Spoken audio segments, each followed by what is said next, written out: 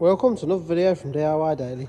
Just put a short video together today, just showing you how to put this 2017 BMW M4 just into the neutral position. The issue we've got with this one is actually got a major oil leak from the oil cooler. We can't strike it up to remove it from park to put it into neutral. So we're just going to show you where the manual release is. Unfortunately, it's underneath.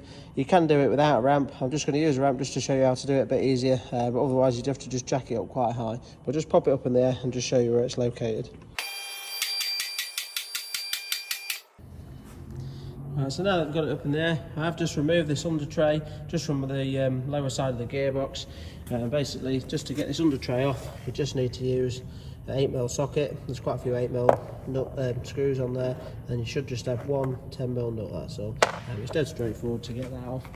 I've done a video on the X5 for the release, which is slightly different setup. It basically is this area here that you're looking at. On the X5s and some of the others, they've got like a little screw that you can use that basically just pushes on this lever to push it up. Now on this style, this is actually in the neutral position at the minute. When it's in park, the lever's slightly lower down, that's all.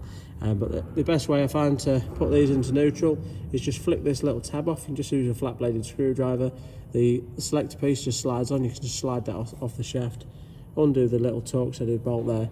You can move this cable completely out of the way, and if you just loop a cable tie around there through the bolt hole, you can just pull it tight and just pull it up into this position, and that'll hold it and keep it in the neutral position there. So once you've got access to it, it's fairly straightforward to do.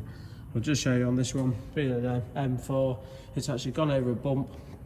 The oil cooler's located right at the front here. Really bad design and positioning really, but it's hit a bump. It's lost all its oil, so we can't strike it up to take it out of park, that's all.